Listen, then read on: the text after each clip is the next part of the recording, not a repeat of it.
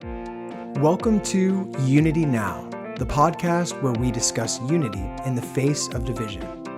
Inspired by the Unity 2020 plan, we strive to unite Americans by highlighting the middle ground between the two dominant parties and promoting the individual over groups. Each episode, we will bring you exciting, well-informed guests and host nuanced conversations about politically charged subjects. Our goal is to bring an end to the ideological war threatening the collective well-being of this great country.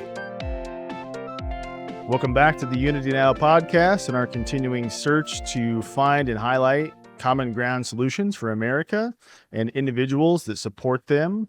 I have the great pleasure today of speaking with not only one of the best sound editors in the history of Hollywood, I believe, but also our friend and colleague at the podcast. You probably know him if you've seen our episodes before, Todd Niesen. Hey, Todd, how you doing? I'm doing excellent, Toby. It's so good to see you again. It's been a while. Yeah, it has been a while. Yeah, so thanks for agreeing to come on today. I know we have a lot to talk about. And let's first start for our audience that maybe doesn't know you as well as I do. Give them a little history, a little background of kind of where you grew up and how you became a sound editor and a dialogue editor in Hollywood, and where you might lean politically, historically. All that stuff. Yeah, so I was born in Wisconsin, in a small town called Oconomowoc, which is about between Milwaukee and Madison, about halfway between the two of them. And I'd always been interested in sound and sound effects and that type of thing. Specifically for television and film. And so I went to Indiana University, got a degree in music and telecommunications, and then moved out to LA in 1990. Yeah, 1990. Very first show I worked on, well, one of the first shows I worked on was The Wonder Years, the first version. Great show. Whatever that was, 80, whatever it is. What did I say? 90, 91, something like Probably, that. Yeah. Anyway, Fred Savage. Yeah. Yeah, and Fred Savage was I met him a few times. Cool kid. At the time, he was a kid. Cool kid. Yeah. And really knew how to redo his voice when he had to come into the studio to redo his lines. He was dead on. Anyway, so I did that and eventually kind of branched off into something else called noise reduction or no noising. And for about 15 years, I made a lot of money taking out noise, basically, because it's a lot cheaper to pay me, at the time it was $300 an hour, to remove, like, say, an airplane from something that was shot in, like, the 1800s. It's a lot cheaper to pay me to do that than to bring in Robert Duvall to do all his lines again. Yeah. So I made a great living doing that. That's for my own company called Captain Audio. And the thing is with that is, as an editor, you're most of the time in a room by yourself 10, 12, 14 hours a day. So not a whole lot of outside connection with other people. Anyway, right up until the the pandemic. Yeah. I was, working like a dog, working really hard and everything. And then the pandemic happened and I felt I was just burnt out, and I felt like I needed to do something else, and something else that maybe was, giving back to humanity. I mean, I could keep on going like this. Well, and then that brought you, I would say, the story then comes to Unity 2020, where we Right. met. Brett Weinstein's movement, which probably most of our audience understands and knows about. Right. And we would ask them to go look it up, probably. We won't want to go through that. It'll take a lot of time, probably. That's where we met, and you now become our sound editor on the podcast for the last 3 years and helping us. And I think we're pretty good friends as well. And Yeah. and we've learned through this that, you'd actually lean politically conservative, which anybody that, thinks everybody in California, is all blue would be surprised probably, right? Which I was kind of like, oh, he must be total Democrat, right? You're in Hollywood, you're in California, like it's all blue, but it's not what it was, right? So you leaned a little more right. actually, Yeah. And at one politically. point I leaned really hard right, Really, yeah. I watched Fox News pretty religiously, and looking back on it, I kind of realized that it was, I've learned a lot about humanity, and I've learned a lot about myself within the last 5 or 6 years, and part of that is just understanding that, as humans, we like comfort. We like to be around people that, confirm what we already know, and confirm what we think. And so a crazy day outside with crazy stuff going on, coming home and, watching Bill O'Reilly was comforting. It's like, oh, those crazy liberals, those are the guys that are messing everything up for the rest of us. And it was like, you know what it feels like. I know you leaned right too. And it's like this warm, comfy feeling. It's like, oh, the rest of the world's screwed up, and these are my people. This is my tribe. Yeah. And I think through my experience with, Unity 2020, and with being exposed to Brett Weinstein, it was just really kind of an eye-opening thing. Right. And Right. but the way he put it is like, okay, we need both sides. Yeah. It doesn't do us any good to demonize the other side, because if the world was completely liberal, completely left, that would not work. And if the world was completely right and completely, Republican or everything, that wouldn't work either. It's that Right. tension between the two, and being able to like look at, a person that leans opposite from you, and don't look at them as the enemy, but as, a partner, was just a really kind of a freeing feeling. Yeah. So tell us how you got to what we're talking about. What's the story there a little bit, if you could? Well, and I know a lot of people struggle with depression and anxiety and mental health issues. I too, struggle with that, and tried everything. Pretty much was doing all the right things, right? Yeah. Meditating, yoga, walking, exercise, uh, antidepressants, you name it, I tried it. And like, I was so at the end of my rope that I remember very distinctly, I was walking back from a walk. I would usually walk to Starbucks every morning. So I was coming back from my normal Starbucks walk, just so sad and so depressed that, I came into the kitchen, and I was just crying, and I don't know why I was crying, but I was just depressed, depressed, depressed. And I told Lisa, I said, I don't know if I can go on like this, I don't know what else we can try. And I said, there's this thing I've heard about, this, ketamine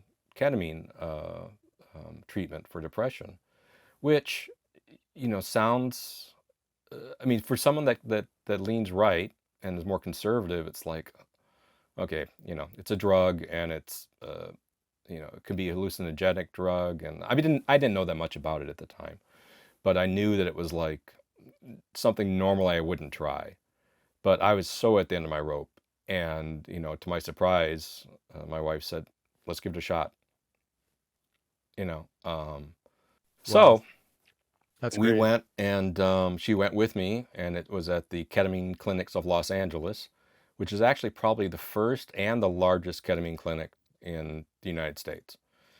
And got there, and it was very clinical. It looks like a doctor's office, and they have like, I think, 6 rooms, and it looks like a regular doctor's room. You go in there, and there's a chair, and you know medical stuff. And Because we're talking about psychedelics here, right?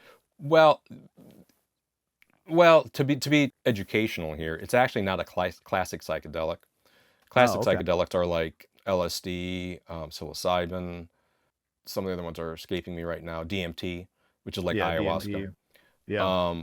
So it's not a classic psychedelic in that sense, but it can mimic it. It's similar to it. Okay. Um, and I mean, the great thing is it's legal in the States, and so you can do it legally without fear of prosecution, and doctors can do it and everything. Is it So legal in all states? yes, Really? Okay. yeah, So because ketamine it's is close, but it is legal everywhere. yes, Okay. yes. Now, in a clinical setting like that, yes, it's legal. There's basically three ways to get ketamine to have it introduced into your system. One is a lozenge that you can put under your tongue and it slowly dissolves. One is a shot into your arm, into muscular, IM. And then there's intravenous. And that's what I did. Sit down in the chair and the nurse comes in and basically hooks you up to an IV drip. And the advantage to do it with the IV is it's almost instantaneous. You know, when they start it, it's I'll like, bet. hang on, we're going. Yeah. So how was that ride? It's, you know, it's so funny because it's so hard to describe, and you'll hear that from anyone that you say, like, you know, how, you know, describe your trip, describe, you know, any of the trips, and it's like you Uh-huh. almost have to be there and experience it yourself to really know what it feels like. But I think pretty instantly the anxiety went away, and it's like, oh, okay, I can relax. I'll be okay. Oh, let me describe the situation a little bit more. They put Okay. headphones on you and a eye mask. So the whole idea is to go inward instead of outward. And that would be different than, that's the kind of the difference between doing very intentional psychedelic work is, you know, you're trying to work on yourself. You're working on the inside, as opposed to like a recreational thing where you're like taking it and going into a rave or going to a party or something like that. And it's Yeah. just, I mean, you can still get some benefit out of it. There's no doubt about that. But in a clinical setting like that, they encourage you to go inward. And there's like, it's funny, there's even like a little plaque on the wall that says, let go. Oh, wow. And yeah, and so that's the whole idea is like, because we as humans are just so tied up, you know, we have so many insecurities and so many anxieties and stuff, and we never feel like we can completely let go and feel safe. Yeah. So Especially some of us that are conservative, that yeah, lean conservative, right? for Because that's sure. what that word means. We don't want to move fast to the left or to a new thing, right? We want to stay what we know a little bit and control it. Yeah, control, exactly. Yeah. And you know, kind of the touchstone to a lot of mental healing is the ability to let go of that control. So long story short, the ketamine treatment the ketamine clinics of Los Angeles came out with is kind of like they kind of came up with their protocol that a lot of the other ketamine clinics follow, and that is 6 sessions, and Hmm. each session is about an hour long, Yeah. and 2 sessions a week, because they find that it has a scaffolding effect. So it's not like you have one session and you're cured of depression forever. You know, it's a process. And by the sixth session, you really are able to see the world in a different way. Wow.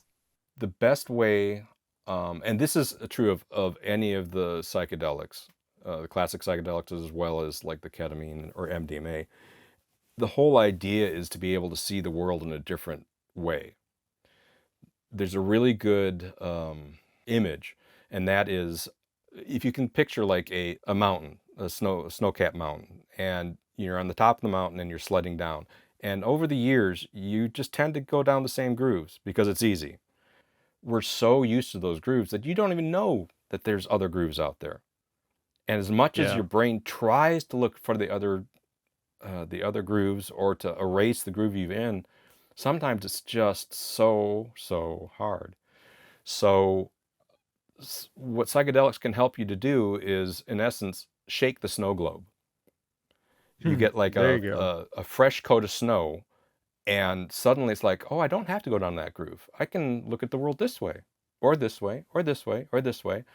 And it's very freeing. And it's like, you don't even know that that's what's causing the depression, is that you're just so grooved into thinking the same way and there's no way out. So that was kind of my introduction to psychedelics, and how they use for depression and anxiety and mental health. And then, I mean, I can suggest some great things to watch. There's actually a book that many of our viewers may have already watched or read, sorry, called How to Change Your Mind by Michael Pollan. Okay. And it was actually made into a Netflix series. And I highly encourage anyone to watch that. It really kind of goes over a lot of the basics and the different types of psychedelics and how it helps for depression and anxiety. And so you're saying basically that it doesn't move you to a certain path in your No, life.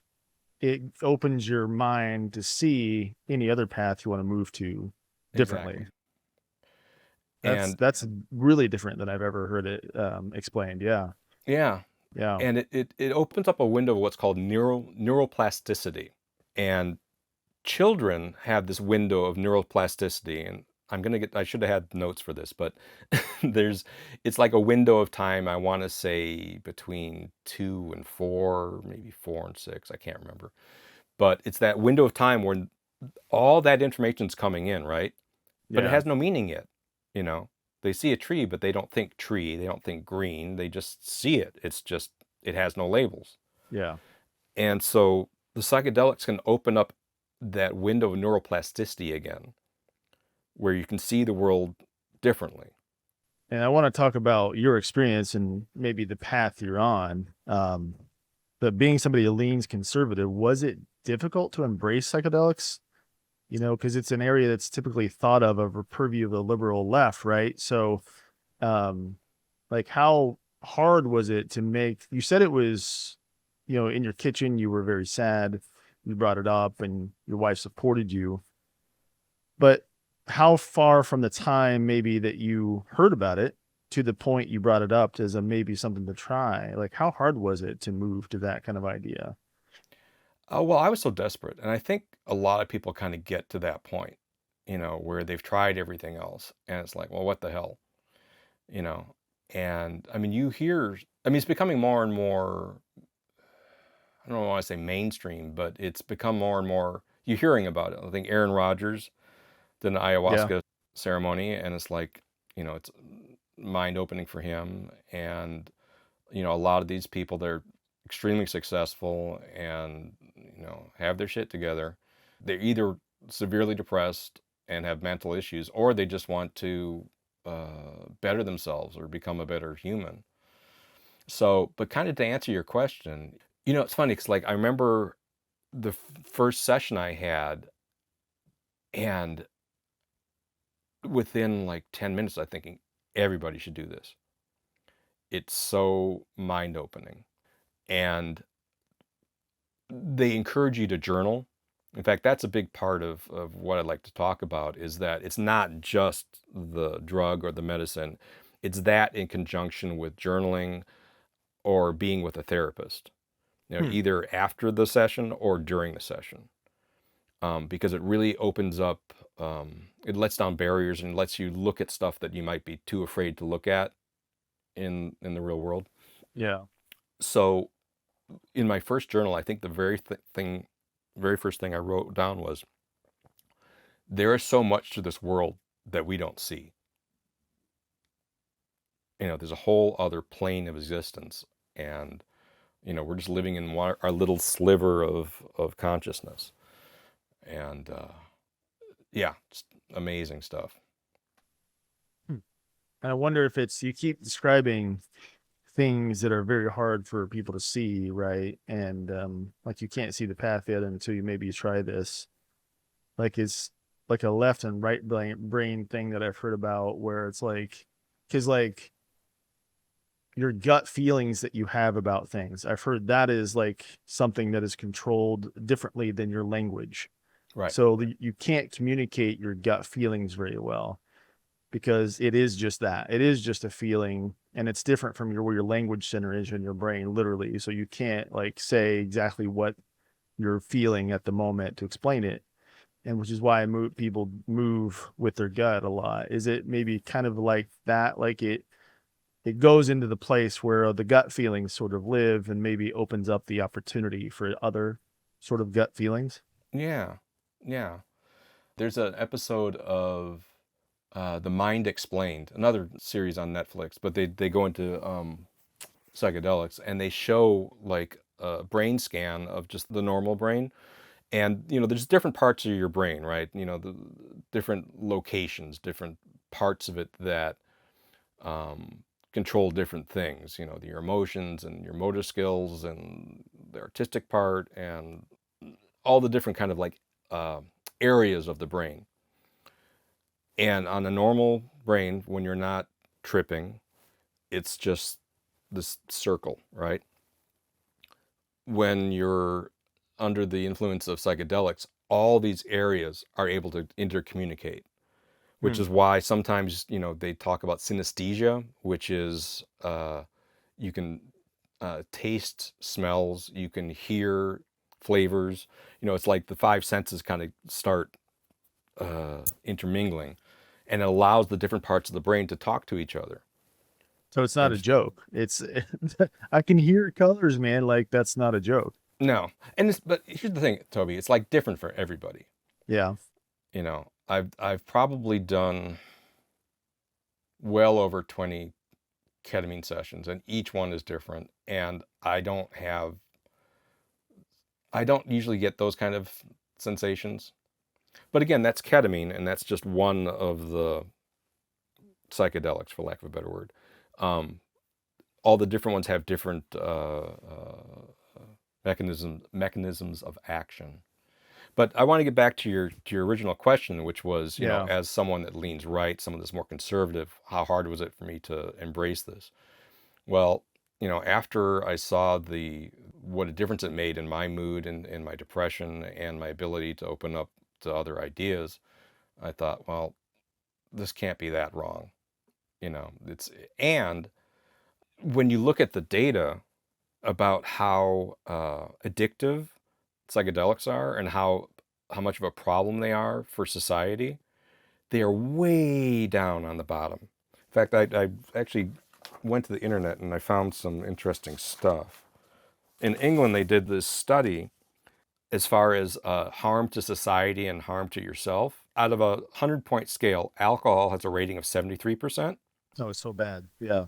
Yeah. And then there's tobacco and cocaine and all these other things that are really detrimental to you and to society.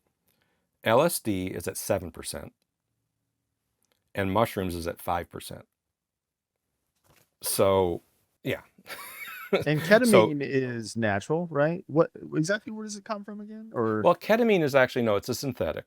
It's a synthetic. It's something that was, and actually it's been in use for, I think it was invented in the 1930s, and it's an anesthetic. You would probably definitely have been under it if you ever had a surgery. Oh, okay. It's just what they do is, for surgery and whatnot, they give you such a high dose that you actually knock out. Yeah. But at these lower doses, you're somewhere between awake and the knockout stage, but a lot closer to the awake stage. It's can kind of be described as like, that wonderful feeling right between awake and asleep. Yeah. When you're just starting to nod off and it's like, oh, you're kind of in that state for like a good hour or so. And so then you're saying basically that ketamine was created by humans, but then plant-based stuff, psychedelics, is even a little more, harder to control. It's even a total different experience, right? Like it's even kind of wilder of an experience sort of thing. It depends on the dose. Depends on how much you take. Okay. And so the classes you're mentioning, is that through, I think you told me about Vital, which is psychedelics today through Vital. Is that what the classes you're going through? Yeah. So the podcast, Psychedelics Today podcast, has been around for, I want to say 4 years, 5 years, maybe 6 years. And it's the longest running, and they have the longest track record of having amazing guests on, and people at the top of their field. And they came up with this class a couple of years ago called Vital, and it trains mostly doctors and therapists and people that are already in the mental health field, helps train them to get ready to become psychedelic assisted therapists. How what are the pitfalls and how to treat it differently than standard therapy. In fact, that was kind of the thing that was really surprising to me, was that I was selected. I'm one of the few lay people.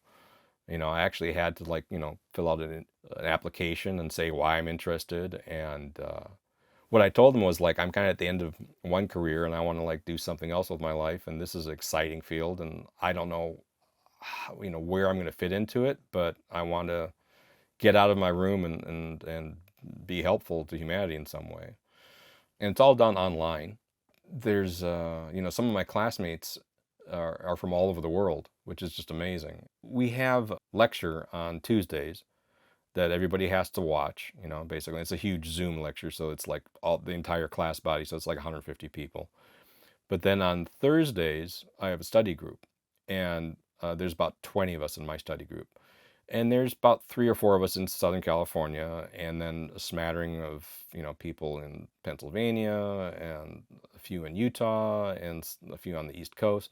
But I've got classmates from Portugal, Switzerland, Sweden, the Czech Republic, and Poland, all in my study group. And so we get to talk to them. We get to exchange ideas about where this field is going. And it's just been an amazing experience of, going from being in a little room all by myself to being exposed to all these people from all over the world and all so excited about the psychedelic renaissance. A renaissance. That's a good way to put it. Yeah, and in fact, that's kind of what's been called, is the psychedelic renaissance. You may start hearing that more and more. Yeah, that's great. And you wanted to specifically talk about the common ground this can bring us to, right? The elements of a psychedelic journey, how it could help us foster understanding between those that lean right and those that lean left. So what are your thoughts on that, and how can we help the country with something like this to find the common ground and, in polarization, essentially? Yeah. So there is an organization called MAPS, which stands for the Multidisciplinary Association for Psychedelic Studies. And that's a nonprofit group that's been spearheading research on, they do research on all the psychedelics, but their most famous one has been with MDMA. And so the founder of MAPS is a fellow named Rick Doblin. And I found this quote from an article. There's an article on the BBC.com website called "How a Dose of MDMA Transformed a White Supremacist." Oh, So you could look that up. yeah. But it says here, Natalie Ginsburg, who is the Global Impact Officer at MAPS, remembers standing next to the Washington Monument in D.C. at the Catharsis Festival right after the 2016 election. And she was talking with MAPS founder Rick Doblin at 1 or 2 in the morning about the possibility of using MDMA to facilitate a dialogue between Republicans and Democrats. Ginsburg also envisions using the drug in workshops aimed at eliminating racism, or as a means of bringing people together from opposite sides of shared cultural histories to help heal intergenerational trauma.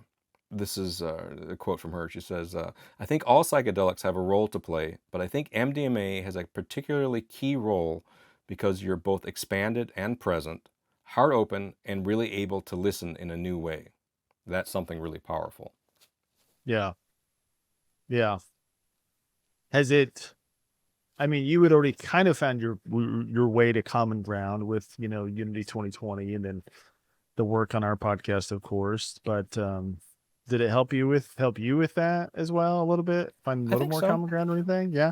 Yeah. Well, probably my experience with Vital and all my students, my fellow students probably did too, because, you have a tendency to just silo yourself with people that already kind of agree with you. And, being around this, group of people that, from all different ages and socioeconomic groups. And certainly I would have to say that I never asked, but if I had to guess, I would guess that most of them lean left. But, we all have the shared goal of trying to heal a lot of mental issues. What am I trying to say?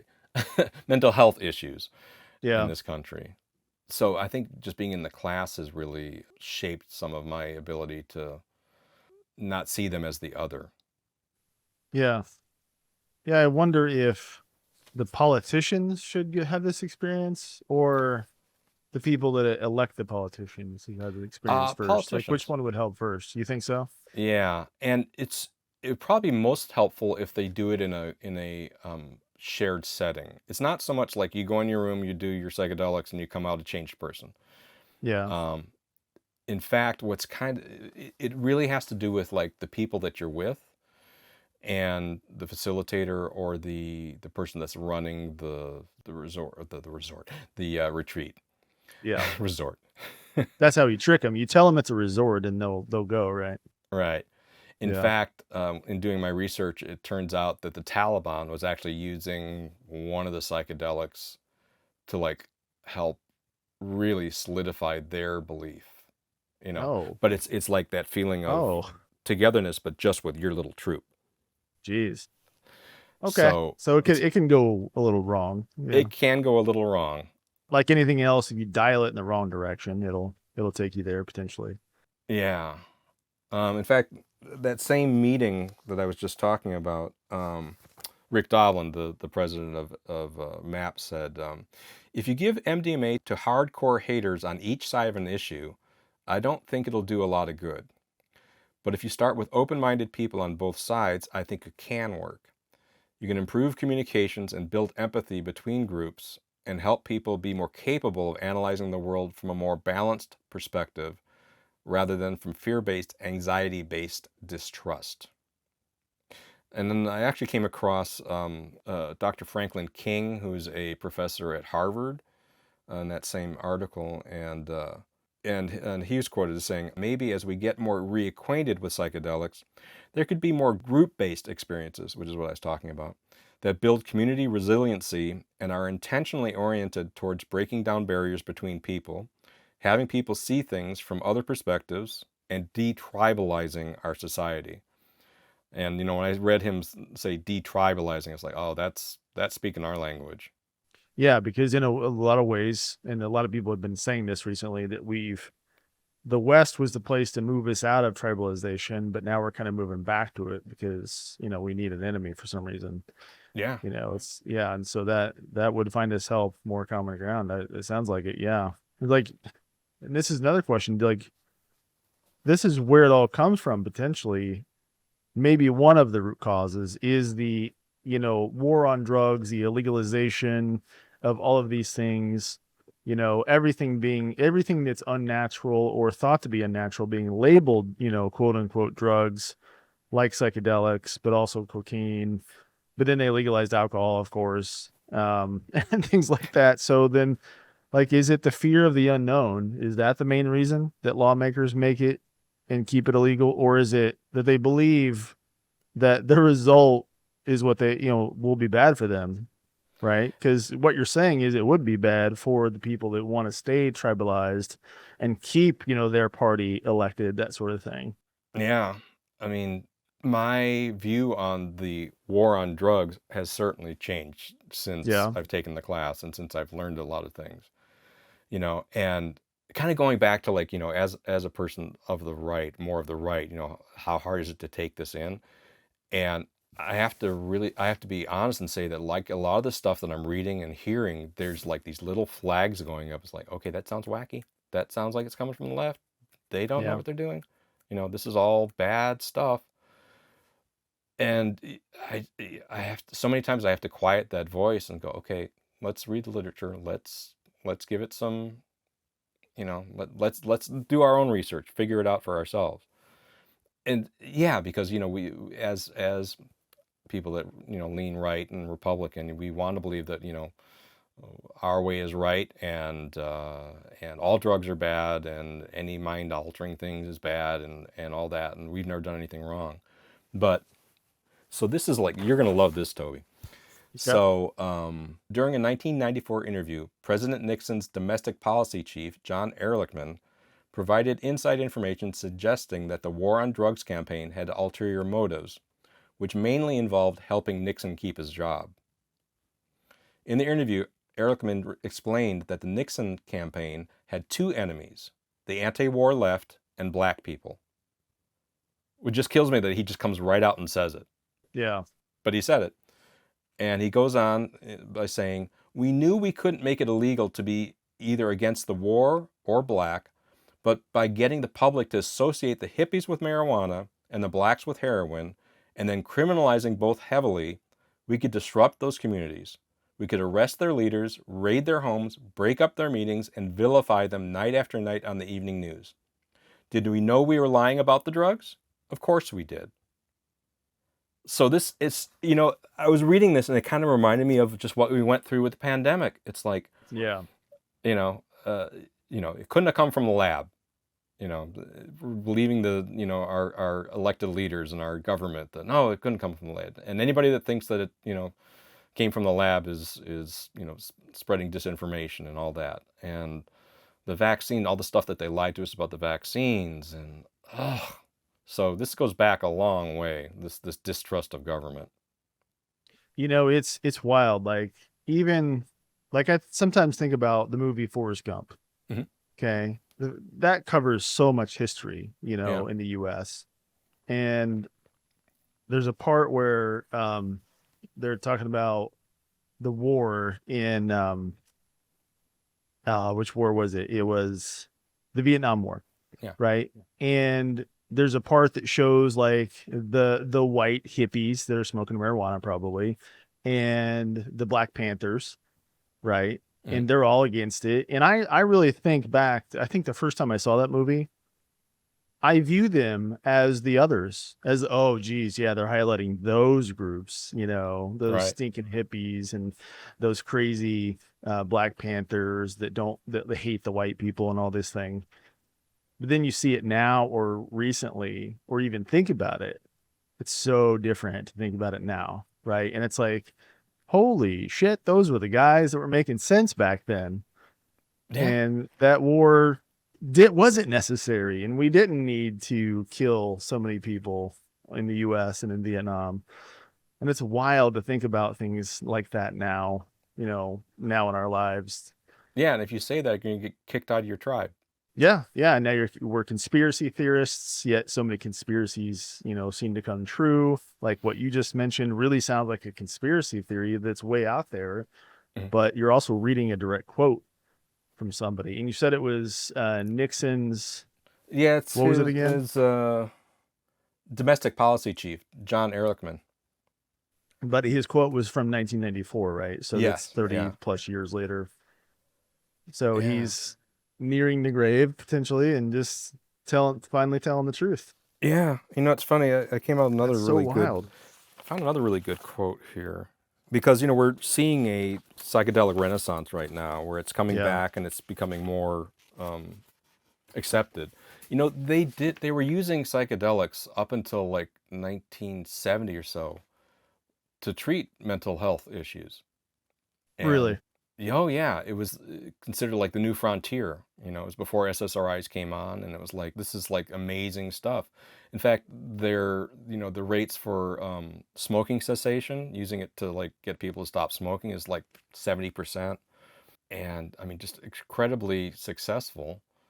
And I mean, there's all these little known facts that just get buried. The co-founder of Alcoholics Anonymous, he was actually cured of his alcoholism from a trip. And he was all on board with like using psychedelics to help cure alcoholism. But then Timothy Leary came along, and some unethical things happened, and Richard Nixon declared Timothy Leary public enemy number one, and the war on drugs and the war on psychedelics was, number one. And from that point on, all the research kind of dried up. But if you look back, I mean, all the studies that were being done showed that the success rate of using psychedelics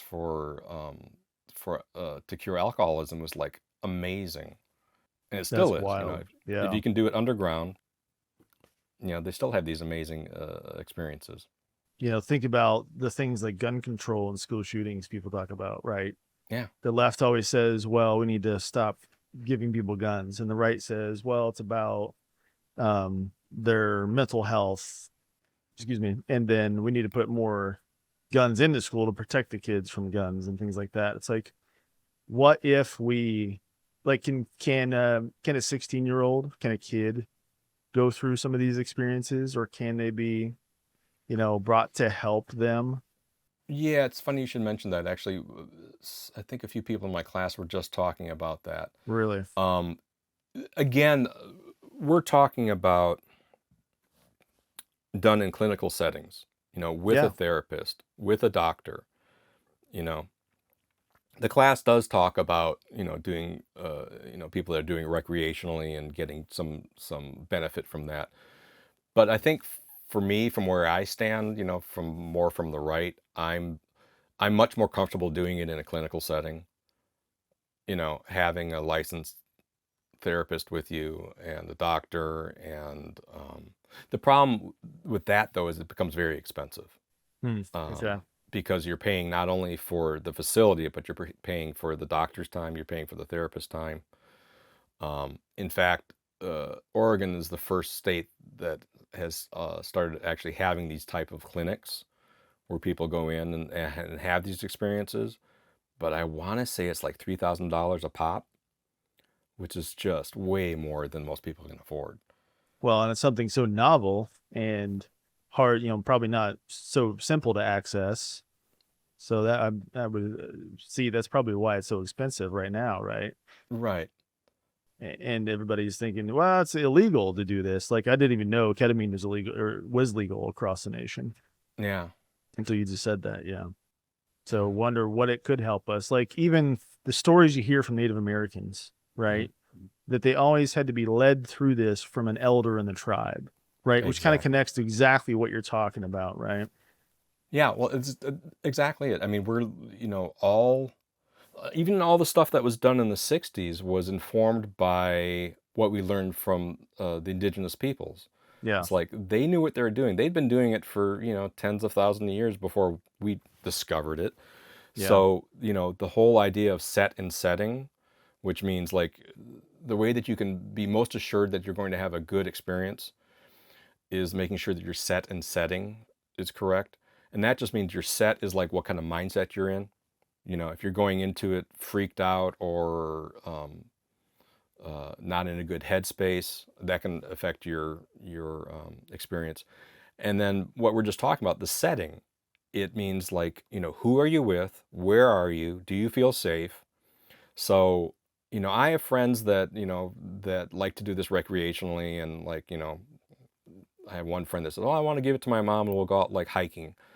And I guess that's fine. I'm a little uncomfortable with it from Yeah. everything that I know now. It's like in my world, I like to control as much of the setting as possible. You Yeah. know, you don't do this next to a roaring river. you know, you don't do it with a bunch of people that are also doing it. You have Yeah. at least one person that's sober and can, you know, even to the point of like knowing where the nearest hospital is or clinic or something like that. Not that anything like that's going to happen, but you've got all your ducks in a row. Yeah. And that helps the person that's having the journey totally relax. It's like someone's got me, you know? Yeah. So I'm now free to go on this journey. Exactly. Wow. So I think we're running out of time. But that's a lot of information. And I think I've learned a lot. I knew what this was about, and I've still learned a lot just talking to you about it in this about an hour. So thank you very much for this. I think a lot of people need to hear about this. So tell people, like, where do they start the journey again? And we can put, of course, links everywhere for this. Well, I referenced a couple of great documentaries. Yep. One's based on the book. I mean, if you're a reader, How to Change Your Mind by Michael Pollan is amazing. He's a journalist, and he does a great job of kind of going through, well, some of the history, but also like the different types of psychedelics and what they've been used for historically. And I remember reading it and like thinking, this is so effing cool. It's like, why don't people know about this? He talks about, Bill W. from Alcoholics Anonymous and how he thought this was like the best thing to combat alcoholism. It's like, why Yeah. don't people know about this? Yeah. So yeah, How to Change Your Mind. And it's also a Netflix special, which is amazing. And then there's just a small thing on Netflix. I think it's called The Mind Explained. And they go into psychedelics. And I think it's narrated by Emma Stone. So, but it's only half an hour long, and it kind of gives a great overview. And for those of us that are really concerned with our veterans, there's another amazing documentary that I think you still have to pay for, but it's well worth paying for, called From Shock to Awe. And this follows a couple of Iraq war vets that are just so depressed. I mean, they're suicidal. And you can just see it, and they can't get through life. And it's heartbreaking to watch, right? They're just sad. so, it's just heartbreaking to watch. And they follow them, I believe it was an ayahuasca ceremony. It might have been peyote, but I think it was ayahuasca. And just seeing the transformation, for any of us that are more hard right, all drugs are bad, we need to keep them all illegal. It's like, when you see what it's done for our veterans, for these two in particular, it's like, sign me up. So, but I would start with How to Change Your Mind. It's a great documentary, and they, in particular, the one on MDMA is really insightful, and it talks about how it helps our veterans and helps our police officers. In fact, it's funny. It's just kind of funny. Just yesterday, I had my study group class. Okay. And I was telling them I was going to be talking to you, Toby, and that in preparation for our interview today, I rewatched the episode on MDMA and talked about this police officer who was so transformed by his MDMA experience and how it helped him that he, wanted to become a therapist. And so he became a therapist, and he's working with other police officers, working with PTSD and how to. And this is like after the wake of George Floyd, and seeing these cops taking in so much of this negative energy, and like, how do you not let that affect you and everything? So, I'm saying, I was just telling my class yesterday, saying, I was re-energized by watching this segment, and in particular, this one officer. And one of my instructors private messages me and said, "Oh, I know him. He's a friend of mine. I'll put you in touch with him." So, wow. So awesome. Within half an hour, I have his email, and I'm supposed to be talking to him later today. That's awesome. Because I want to see if we can start something like that in Los Angeles. Some way of like trying to help our police officers deal with, the amount of trauma that they're seeing every day. So things are happening quick. There you go. And this is, I believe, quite literally the kind of podcast where if the solution is found, we don't need this podcast anymore. Right. So hopefully Indeed. we find enough unity now and common ground to help with this kind of solution. So, all right, Todd Niesen, thanks so much, my friend. It's so good seeing you, Toby. It's been awesome.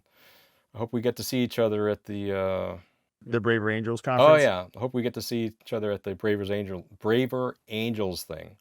Yeah, and maybe I hope so. I'd like to maybe float the idea of getting the left and the right together and doing some sort of ceremonies and see what we can do to help bridge the gap that way. Absolutely, because why not do it, faster with some sort of intervention, medically in a controlled environment. Why not, right? Yeah, we have nothing to lose. Exactly. All right, we'll go ahead and end it there, and we'll have everything that Todd talked about. Thanks, everybody, and we'll see you next time. Bye. Thank you for watching the Unity Now podcast. We'll be back with another conversation that highlights the political middle ground to unite Americans and end the ideological war. In the meantime, we'd love to hear from you. Please comment below and hit that subscribe button.